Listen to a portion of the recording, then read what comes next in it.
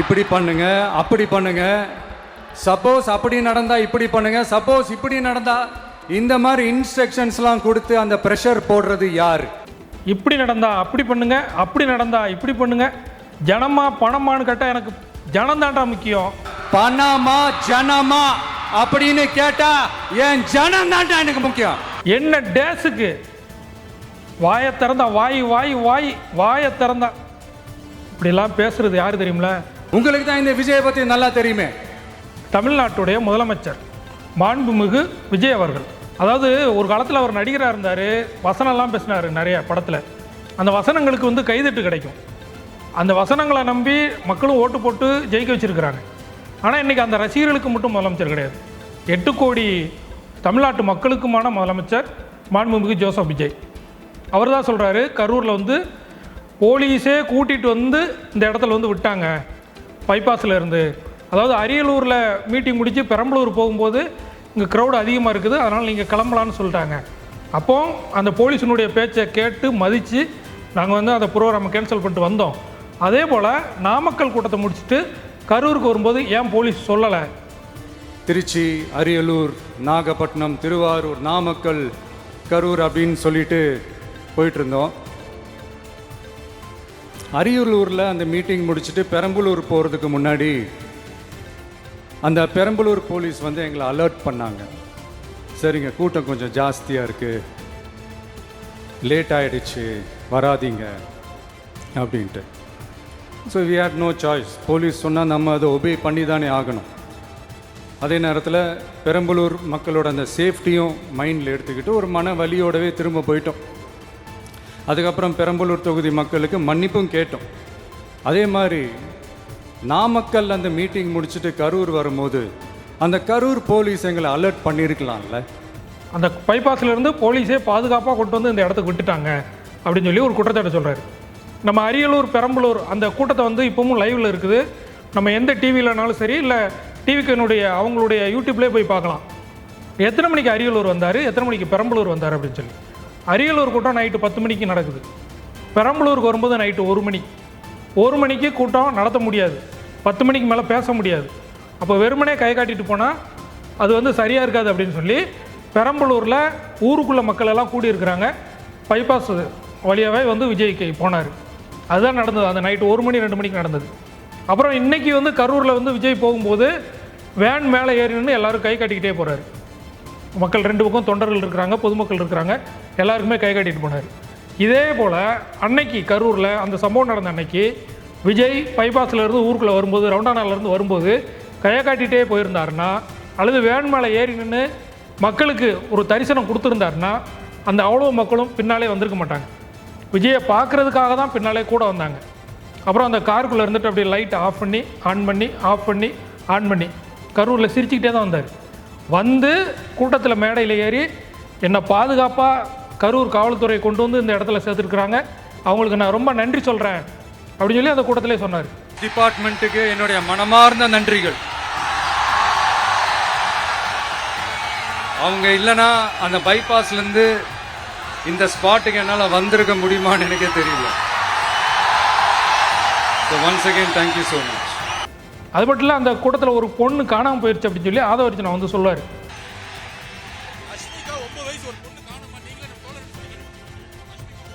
அஷ்மிகா 9 வயசுல ஒரு பொண்ணு காணுமா, தம்பிகளா கொஞ்சம் தேடி கண்டுபிடிச்சு கொடுத்துருங்க.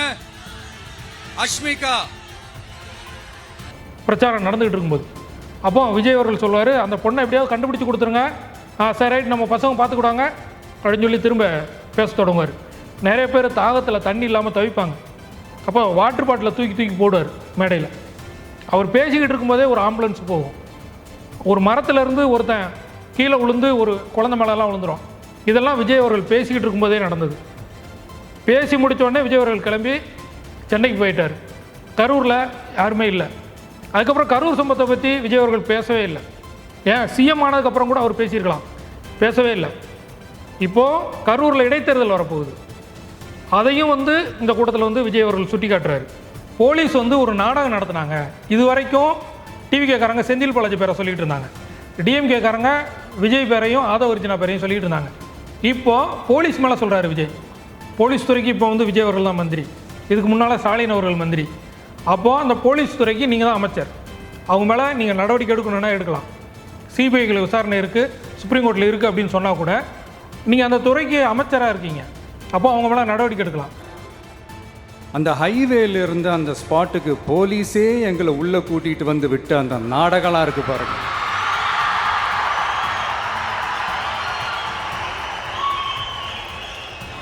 நம்பிட்டேங்க, முழுசாக நம்பிட்டேன். அன்னைக்கு இருந்த அந்த கரூர் போலீஸ் பேசும்போது தேங்க்ஸ்லாம் சொன்னேன் அவங்களுக்கு. எனக்கு தெரியாது இப்படி ஒரு நாடகம் நடக்கும். அப்புறம் கரூரில் அந்த வேலாயுதபுரம் அந்த இடத்த வந்து தேர்வு பண்ணது அந்த கரூர் மாவட்ட செயலாளர் லெட்டர்பேட்லேயே கொடுத்துருப்பாங்க. இந்த இடத்துல நாங்கள் மீட்டிங் நடத்த போகிறோம் அப்படின்னு சொல்லி. ஏன்னா அதுக்கு முன்னால் அதிமுக கூட்டம் நடந்துச்சு. எடப்பாடி பழனிசாமி அதே இடத்துல கூட்டம் போட்டிருக்காரு. அப்போ எந்த பிரச்சனையும் இல்லை, அதே இடத்துல இவர் கூட்டம் போடுறாரு. இதையெல்லாம் சுட்டி காட்டி பேசுகிறாரு. எதிர்பார்த்ததை விட கொஞ்சம் கூட்டம் அதிகமாக இருக்குது, கண்ட்ரோல் பண்ண முடியல, வராதிங்க. அண்ட் போலீஸ் நினச்சா அவங்க அந்த மீட்டிங்கே கேன்சல் பண்ணலாம்.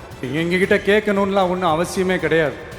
ஏன் எங்களை அனுமதிச்சாங்க அப்படின்னு சொல்லி அதில் பார்த்தோன்னா தெரியும். அந்த கரூரில் கூட்டம் வந்து பின்னாலே வந்துக்கிட்டே இருக்குது. விஜய் அவர்களுடைய வண்டி வந்துக்கிட்டே இருக்கும்.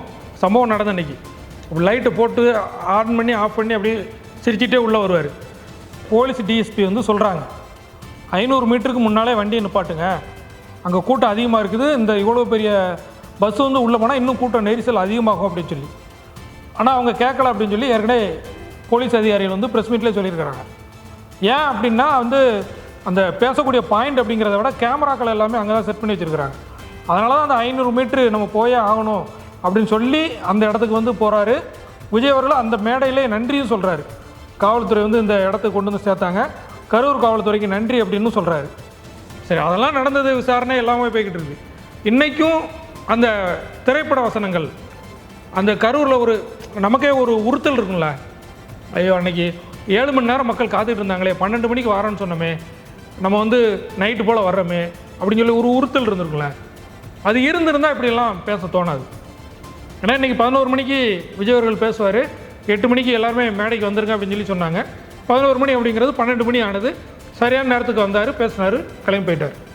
எல்லா அரசியல் தலைவர்களும் அப்படி தான். 7 மணின்னு சொன்னால் 8 மணி ஆகும், 8 மணின்னு சொன்னால் 9 மணி ஆகும், ஏன் 8 மணின்னு சொன்னால் 10 மணி கூட ஆகும். ஆனால் 12 மணின்னு சொல்லிவிட்டு நைட்டு 7:30க்கு வர்றது அப்படிங்கிறதுக்குல அதுதானே அன்றைக்கி பிரச்சனையானது. அப்போ அதை நம்ம கொஞ்சம் உணர்ந்து அடுத்த கட்டத்துக்கு என்ன செய்யணும் அப்படிங்கிறதானே சொல்லணும். இதெல்லாம் நீங்கள் விசாரணை கமிஷனில் போய் சொல்லுங்கள், இப்படிலாம் தவறு இருக்குதுன்னு. அவங்க போலீஸ் தரப்பில் அவங்க சொல்லட்டும், இல்லை திமுக மேலே குற்றச்சாட்டுனா திமுக தரப்பில் அவங்க சொல்லட்டும். பொது மேடையில் ஒரு முதலமைச்சராக ஒரு கட்சி தலைவராக பேசுகிறது அந்த விஷயம் இருக்குல்ல. நம்ம என்ன செய்வோம், பேசிக்கிட்டு இருக்கும்போது ஒரு குழந்தைய காணும், 9 வயசு குழந்தை அஸ்மிகாங்கிற குழந்தைய காணும் அப்படின்னா என்ன செய்வாங்க, 9 வயசுல ஒரு பொண்ணு காணுமா, கண்டுபிடிச்சு கொடுத்துருங்க பேசினார் அன்னைக்கு. அப்போ அன்னைக்கு இந்த ஃபீலிங் எல்லாம் வரல. பணமா ஜனமா, ஜனத்தோட நான் இருப்பேன் அப்படின்னு சொல்லி அன்னைக்கு வரல. இன்னைக்கு கரூரில் நடந்த கூட்டத்தில் வலதுபுறத்தில் பொதுமக்கள் வரிசையாக வர்றதுக்கு தனி ஏற்பாடு, இடதுபுறத்தில் முதலமைச்சர் வரக்கூடிய பாதை தனி ஏற்பாடு, நிகழ்ச்சி நடக்கக்கூடிய இடத்த சுற்றி 2 அடுக்கு தடுப்பு, வேறு அந்த QR கோடு இல்லாமல் யாரும் உள்ளே வரக்கூடாது. இது மட்டும் இல்லாமல் வெளி மாவட்டத்தில் இருக்கக்கூடிய டிவிகே பொறுப்பாளர்கள் எல்லாமே பாதுகாப்புக்கு அந்த அடுக்கில் சுற்றி நிற்கிறாங்க. சுற்றுச்சுவரில் இருந்து உள்ளே வர ஒரு வழி இருக்குது.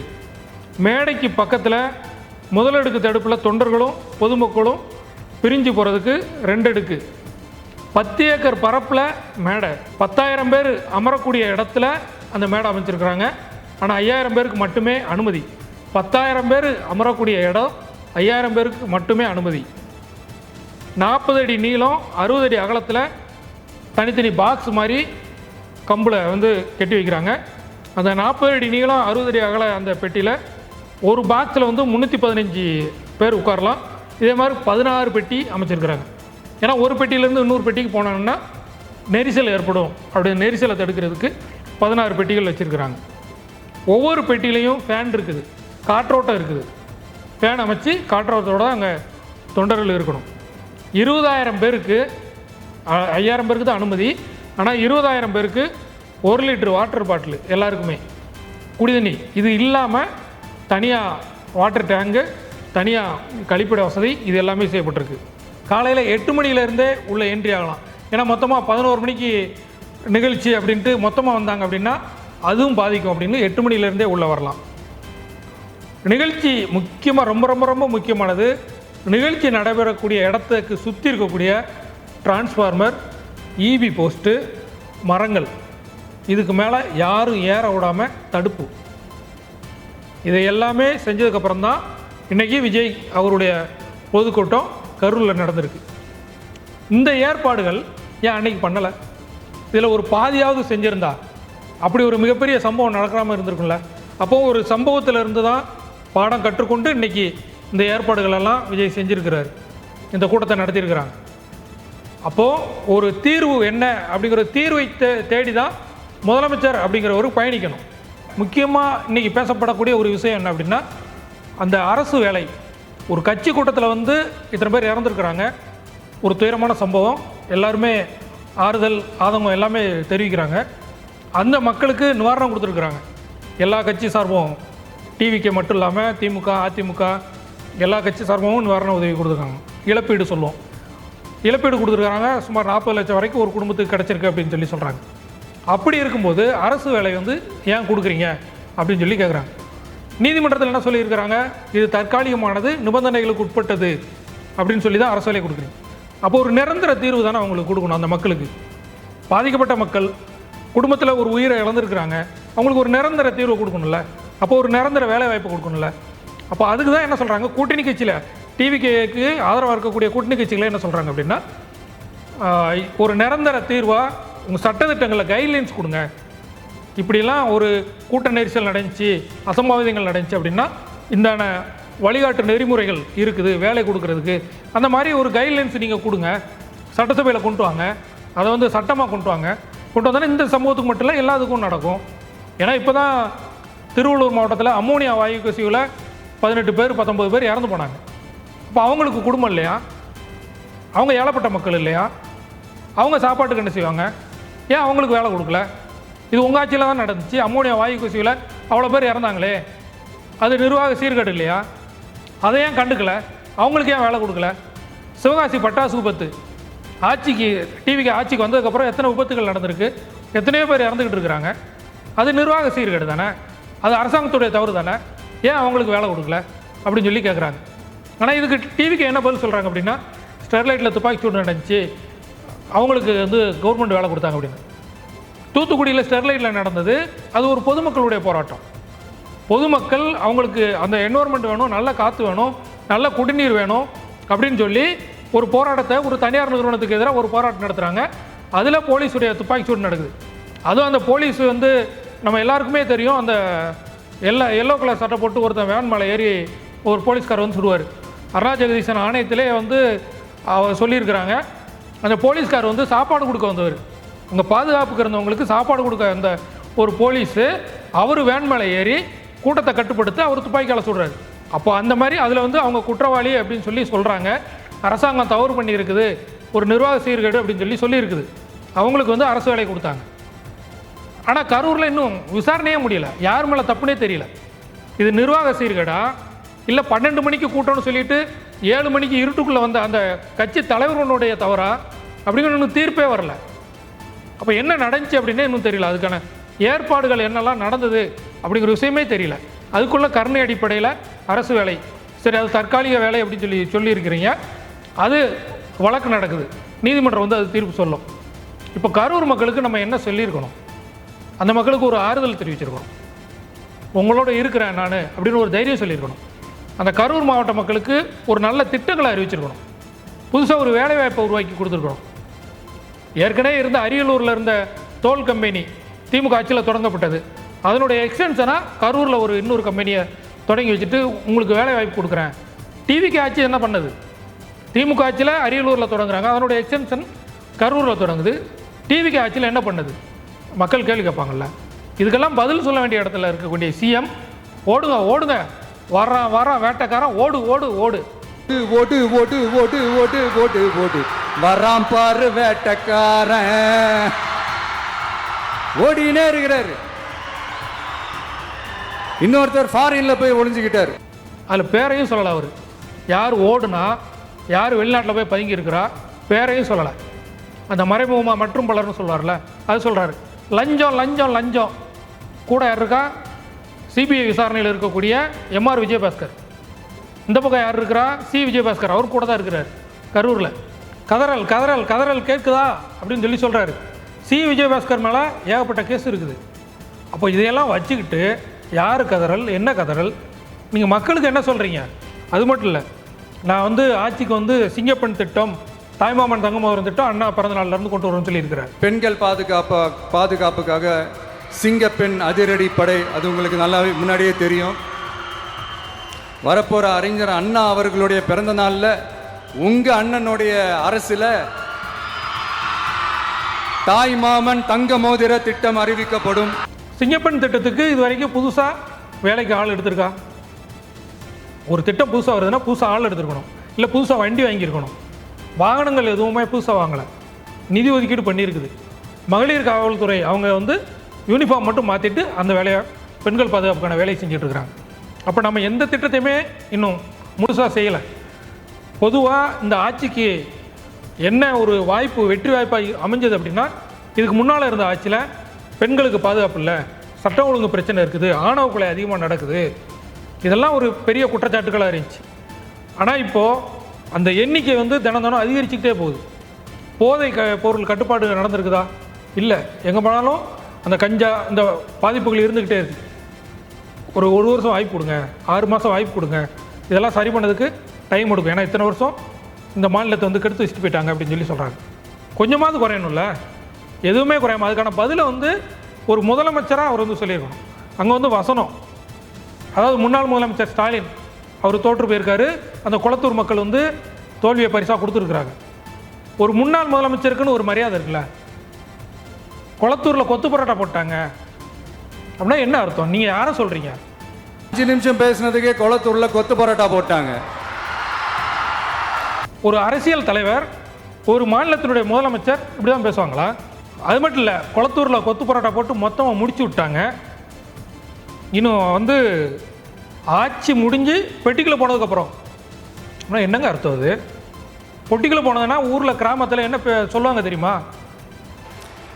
இந்த தீய சக்தி ஆட்சி முடிஞ்சு பொட்டிக்குள்ளே போனதுலேருந்து என்னென்னமோ பண்ணுறாங்க, இது ஏதோ பேசுகிறாங்க, சோஃபாங்கிறாங்க, வாஷிங் மிஷினுங்கிறாங்க.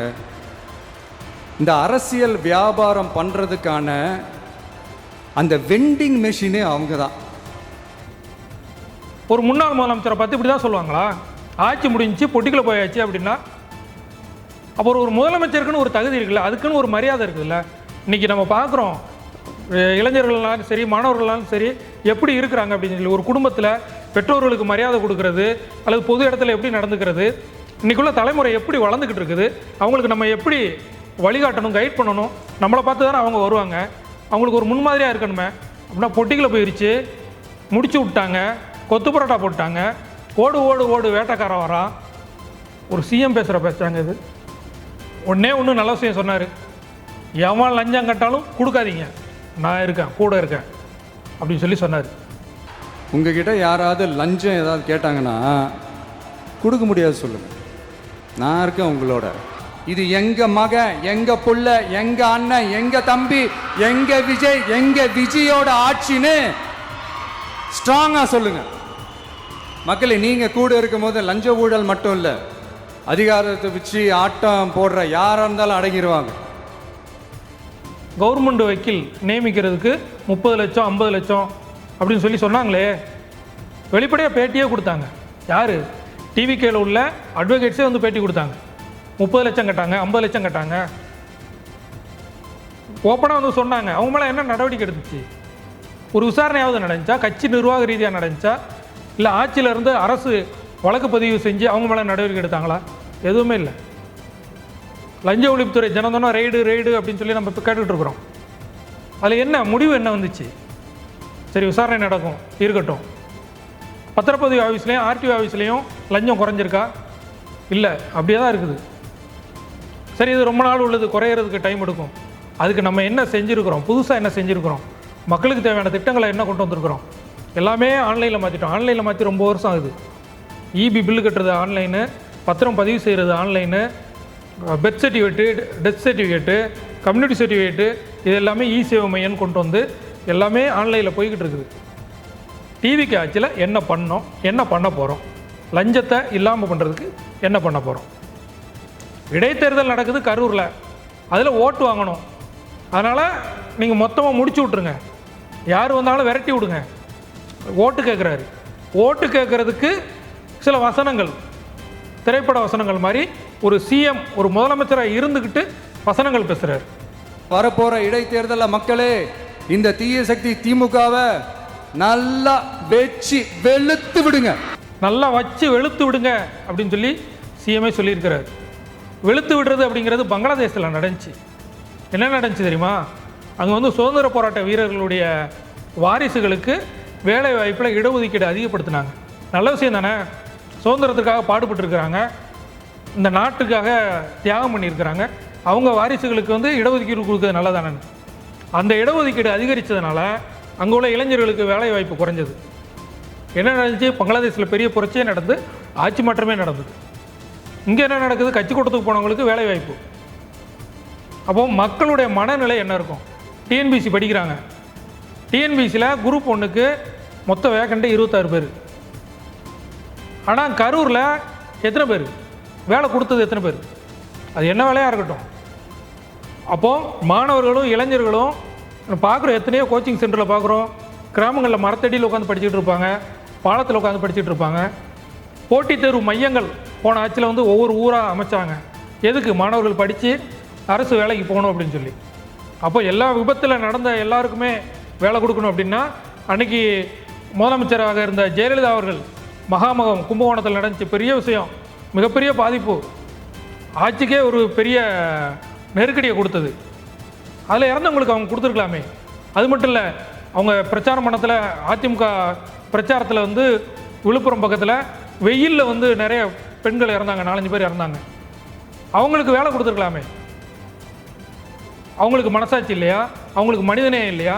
அவங்களுக்கு மக்களை காப்பாற்றணும் என்ன, ஜனமா பணமா, ஜனத்து மேலே வந்து அவங்களுக்கு ஒரு பாசம் இல்லையா? ஏன் கொடுக்கல?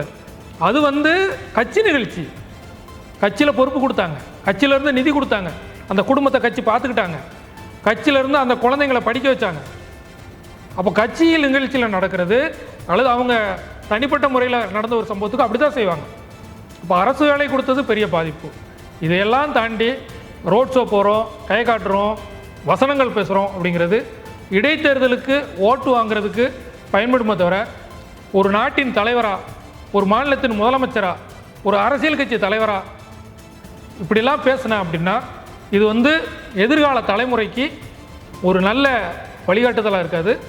ஒரு ஏதோ ஒரு ரீல்ஸுன்னு சொல்கிறாங்கல்ல, இந்த பேச்சை வச்சு 10 ரீல்ஸ் போடலாமே தவிர, மாஸ் சாங்ஸ் போடலாமே தவிர, இது வந்து ஒரு அரசு நிர்வாகத்துக்கு நல்லதாக இருக்காது. நான் தன்னந்தனியாளு, நீ நம்ம பாரு.